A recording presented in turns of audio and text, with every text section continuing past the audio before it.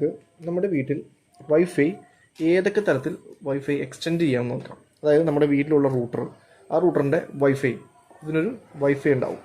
അപ്പോൾ ആ wifi extend ചെയ്യുന്നത്, അതായത് നമ്മളിപ്പോൾ പലപ്പോഴും പലരും ഫേസ് ചെയ്യുന്നൊരു ബുദ്ധിമുട്ടാണ് നമ്മുടെ ഈ വീടുകളിൽ നമ്മുടെ ഒരു റൂമിനപ്പുറം അല്ലെങ്കിൽ കുറച്ച് ദൂരെയൊക്കെ വൈഫൈ റേഞ്ച്, ഈ റൂട്ടറിൻ്റെ വൈഫൈ റേഞ്ച് എത്തുന്നില്ല എന്നുള്ള പ്രശ്നം. സോ അത് പരിഹരിക്കാൻ പറ്റിയ 4 പ്രധാന മാർഗ്ഗങ്ങൾ, അതല്ലെങ്കിൽ ഏറ്റവും കൂടുതലായിട്ട് കാണപ്പെടുന്ന 4 പോംവഴികളാണ് ഞാനിവിടെ പറയാൻ പോകുന്നത്. സോ ഇതിൽ പ്രധാനമായിട്ടും ആദ്യമായിട്ട് നമ്മൾ അതായത് സ്പീഡ് ആണെങ്കിലും ഒക്കെ പ്രോപ്പറായിട്ട് കിട്ടുന്നതെങ്കിൽ, അതായത് ഒരു ഓഫീസിലും മറ്റും അല്ലെങ്കിൽ വീടുകളിലാണെങ്കിലും പ്രോപ്പറായിട്ട് ഒരു സ്പീഡ് കിട്ടുന്നതെങ്കിൽ ഏറ്റവും ആദ്യം ചെയ്യേണ്ട ഏറ്റവും നല്ല ഒരു വൈഫൈ എക്സ്റ്റൻഷൻ മാർഗം എന്ന് പറഞ്ഞിട്ടുണ്ടെങ്കിൽ സെപ്പറേറ്റ് ഒരു റൂട്ടർ വയ്ക്കുന്നതാണ്. അതുപോലെ നമുക്ക് ഈ കാണുന്ന പോലത്തെ ഒരു റൂട്ടർ നമ്മൾ വേറൊരു റൂമിൽ വയ്ക്കും.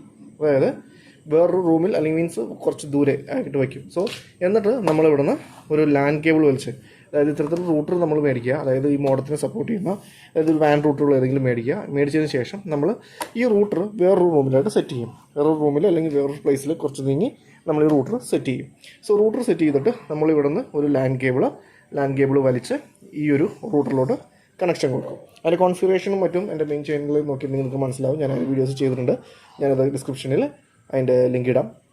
സോ നമുക്കിങ്ങനെ ഒരു പ്രോപ്പറായിട്ടുള്ള ആദ്യത്തെ ഒരു വൈഫൈ എക്സ്റ്റൻഷൻ എന്ന് പറഞ്ഞാൽ നമ്മുടെ റൂട്ടർ വെച്ചിട്ടുള്ളതാണ്. അതായത് ഇതുപോലെ റൂട്ടർ വെച്ചിട്ടാണ് ആദ്യത്തെ കോൺഫിഗറേഷൻ പറയുന്നത്. അതായത് വയേർഡായിട്ട് റൂട്ടർ വെച്ച് കോൺഫിഗറേഷൻ ചെയ്യാം.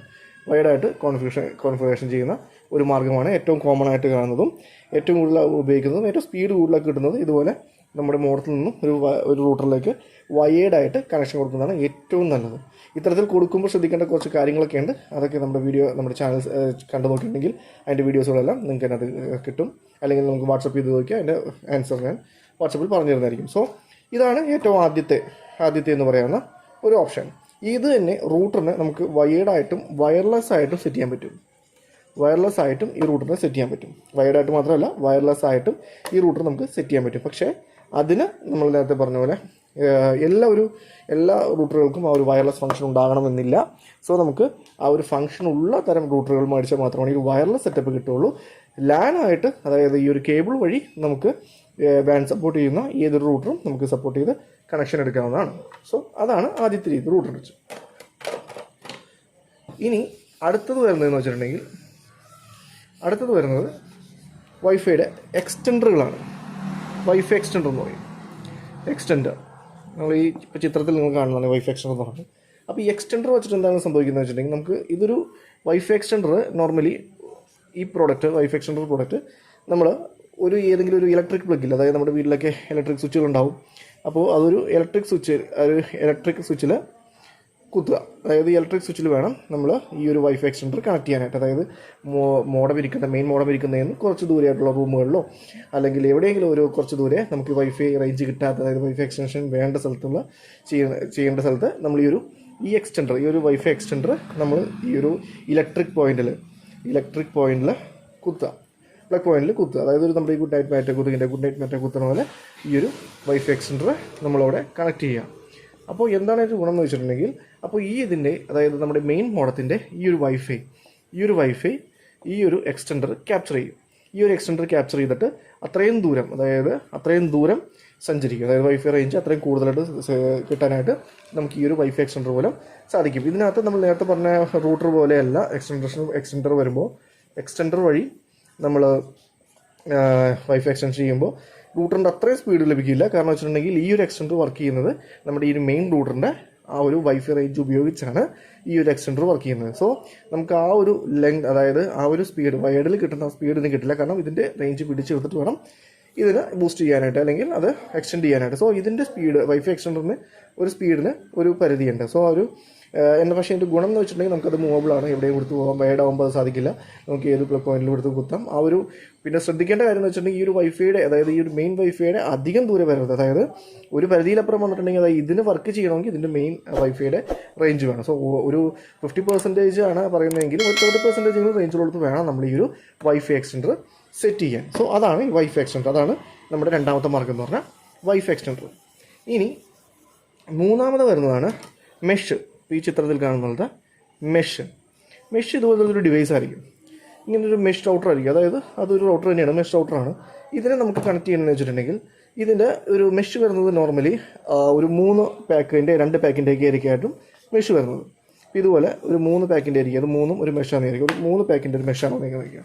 സോ നമുക്ക് എന്താ ചെയ്യേണ്ടതെന്ന് വെച്ചിട്ടുണ്ടെങ്കിൽ മെഷിൽ എന്താണ് കണക്ടിവിറ്റി എങ്ങനെ കൊടുക്കുന്നതെന്ന് വെച്ചിട്ടുണ്ടെങ്കിൽ ആദ്യം തന്നെ നോർമലി ഇതിൻ്റെ ഒരു മെയിൻ മെഷ്, അതായത് ഒരു മെഷിൽ ഇവിടെ നിന്നൊരു ഡയറക്റ്റ് ലാൻ കണക്ടിവിറ്റി ഉണ്ടാവും. അതായത് ലാൻ കണക്ടിവിറ്റി ഒരു മെയിൻ, അതായത് ഒരു മെഷിൽ ഈ ഒരു ലാൻ കണക്ടിവിറ്റി വരും.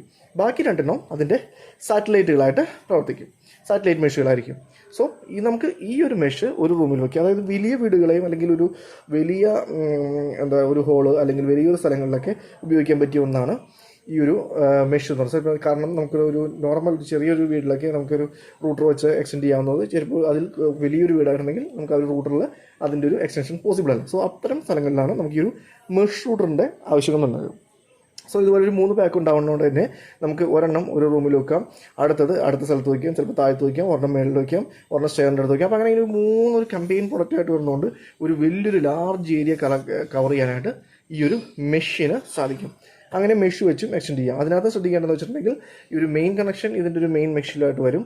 അതിന് ഇത് 2 സാറ്റലൈറ്റാണ് പ്രവർത്തിക്കുന്നത്. സോ ഇതും ഈ പറഞ്ഞ പോലെ ഒരു കവറേജ് അധികം ലോങ് അല്ലാതെ, കാരണം ഇതിൻ്റെ ഒരു വൈഫൈ കവറേജിലായിരിക്കും ഈ ഓരോന്നായിട്ട് കണക്ട് ചെയ്യുന്നത്. സോ അതും ഒരു പരിധിയിലപ്പുറം പോകാതെ നമ്മളത് കീപ്പ് ചെയ്തിട്ട് തന്നെ വയ്ക്കുക. അതാണ് ഒരു മെഷ് വൈഫൈ എന്ന് പറയുന്നത്, മെഷ് വൈഫൈ അല്ലെങ്കിൽ മെഷ് റൂട്ടർ എന്ന് പറയുന്നത്.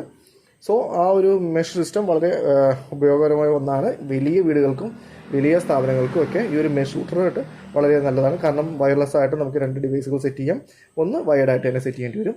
സോ ഇതാണ് ഒരു മെഷ് സിസ്റ്റം എന്ന് പറയുന്നത്. പിന്നെ ലാസ്റ്റായിട്ട്, അതായത് 4മതായിട്ട് ഞാൻ പറയാൻ പോകുന്നൊരു വൈഫൈ എക്സ്റ്റൻഷനാണ് നമ്മുടെ ആക്സസ് പോയിന്റ് എന്ന് പറയുന്നത്.